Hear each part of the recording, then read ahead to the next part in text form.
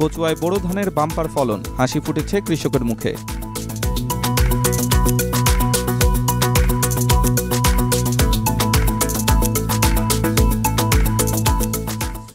চাঁদপুরের কচুয়ায় বোরো ধানের বাম্পার ফলন হওয়ায় কৃষকের মুখে দেখা দিয়েছে হাসির ঝিলিক।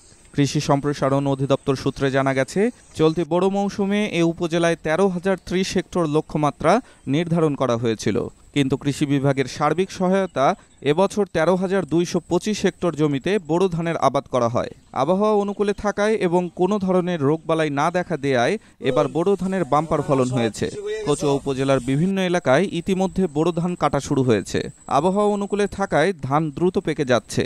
আগাম বন্যা, ঝড়, শিলাবৃষ্টি না থাকায় প্রচণ্ড রোদে কোনো রকম ঝামেলা ছাড়াই ধান কাটা, মাড়াই ও শুকিয়ে কৃষকরা তাদের হাড়ভাঙা পরিশ্রমের ফসল ঘরে তুলতে পারছেন। কৃষকরা জানান, কৃষিকাজে যান্ত্রিকীকরণের কারণে এবার শ্রমিক সংকট নেই। বিভিন্ন জমিতে বেশিরভাগ কৃষকরা হারভেস্টার মেশিন দিয়ে তাদের জমির ধান দ্রুত কেটে ফেলছেন। প্রান্তিক চাষিরা বছরের খোরাকির জন্য ধান সংরক্ষণ করছেন। 950 টাকা থেকে 1000 টাকা মন দরে ধান বিক্রি করছেন তারা। উপজেলা কৃষি অফিসার মোহাম্মদ মেজবাহ উদ্দিন বলেন, কচুয়া উপজেলায় পুরোদমে বোরো ধান কাটা শুরু হয়েছে।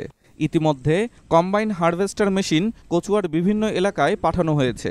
আবহাওয়া অনুকূলে থাকায় এবং সময়মতো প্রয়োজনীয় সার, বীজ, কীটনাশক প্রয়োগ করায় বোরো ধানের বাম্পার ফলন হয়েছে। খুব কম সময়ে মেশিনের সাহায্যে ধান কাটা ও মাড়াই করা হয় বলে কৃষকরা তাদের বোরো আবাদ সহজেই ঘরে তুলতে পারছেন।